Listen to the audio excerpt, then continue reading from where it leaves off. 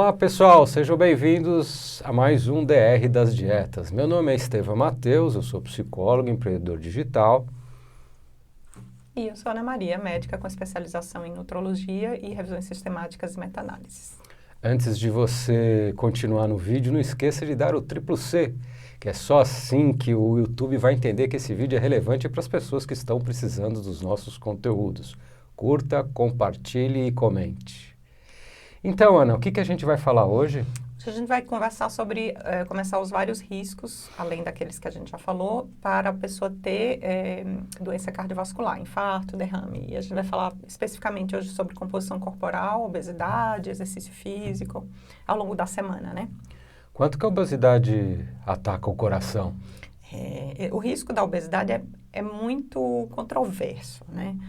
Mas existe realmente risco e evidências de aumento de risco, sim. Existe até alguns trabalhos mostrando que aumenta mais ou menos cerca de 3% ao ano a mortalidade de pessoas, desde 2013 para frente, que eles fizeram acompanhamento, aumentou mais ou menos 3% ao ano o quanto que a obesidade era responsável pela mortalidade das pessoas com doença cardiovascular. Por exemplo, teve um trabalho que teve a Austrália e Estados Unidos, eles compararam e eles viram que mais ou menos 67% daquelas mortes por doença cardiovascular puderam ser atribuídas ao fato da pessoa ser obesa ou sobrepeso na Austrália e 80% associado a essa causa de mortalidade nos Estados Unidos. Nesse caso, a obesidade foi mais para mulher, para homem, pode ser por causa da obesidade visceral, alguma coisa assim, porque o homem fica com a obesidade dentro, né, da barriga e a mulher fica do lado de fora, é isso? Eu estou enganado? Não, é isso mesmo. Tem esse padrão que a gente chama de ginecoide ou androide, né? Que é mais relativo ao homem e ginecoide mais relativo à distribuição da gordura da mulher. E realmente, nessa comparação dos Estados Unidos, sempre a percentagem maior em relação à obesidade era para mulheres. E mulheres normalmente têm menos mortalidade para doença cardiovascular. Mas quando elas têm obesidade, elas acabam tendo mais risco do que o homem. Às vezes não tem um IMC tão alto, mas ele tem uma obesidade mais centralizada, que é isso aí que você está querendo falar, né? Que aí é uma outra questão de composição corporal que a gente vai chegar nisso também ao longo dos vídeos. E aquilo que o pessoal fala de ganho de peso ao longo da vida, que a pessoa vai ganhando de qualquer forma, porque fica mais velha, por exemplo, ganha peso? Ou às vezes porque já vem obesidade desde criança, né? Eles também houve pesquisa sobre isso.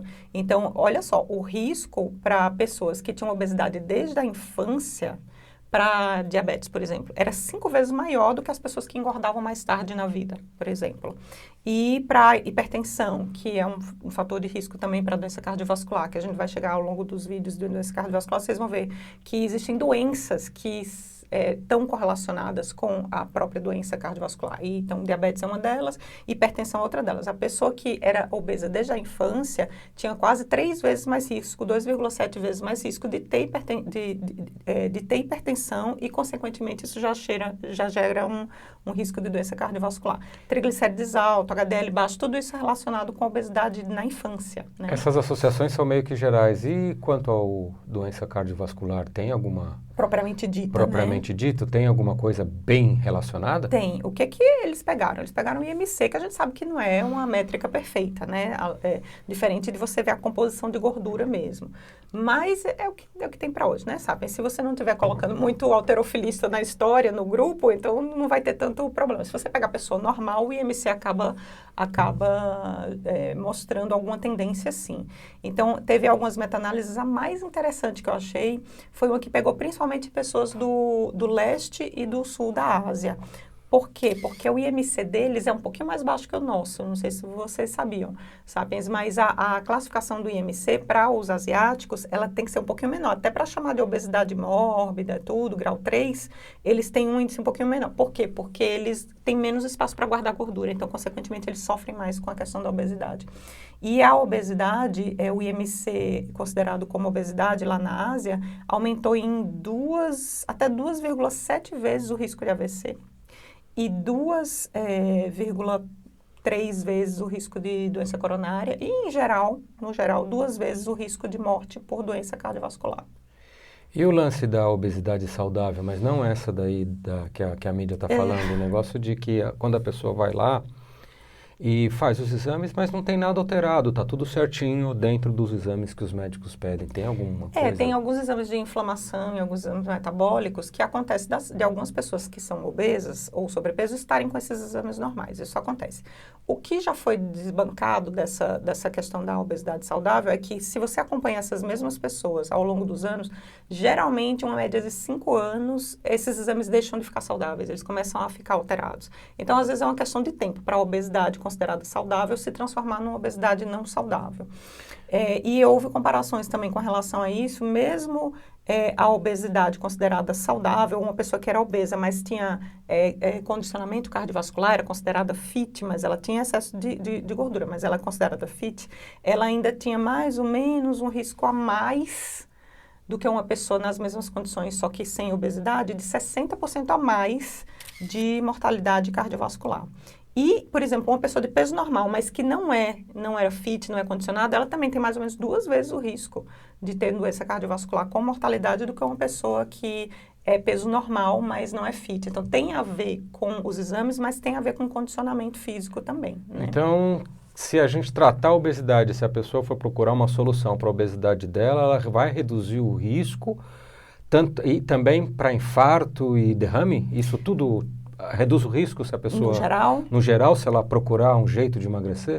Sim, reduz. Então, isso é a maior prova de que a obesidade realmente gera um risco para você ter essas doenças. Porque quando você tira ela da jogada, seu risco diminui. Então, quando você faz o tratamento e você tira aquele fator de risco e a doença, o risco diminui, você está comprovando que ela realmente gerou algum risco.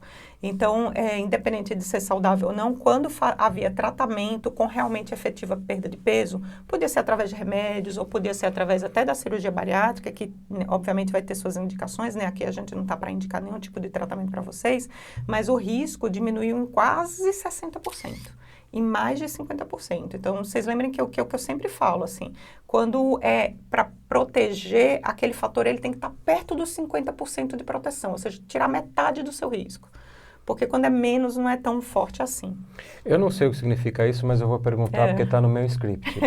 Perda de peso não intencional, sim, quando a pessoa emagrece sem querer. Sem fazer dieta. Eu na minha cabecinha aqui, que não sou médico, estou relacionando com doença crônica. Aí, hein? E doença consumptiva, né? Aquelas que consomem, né?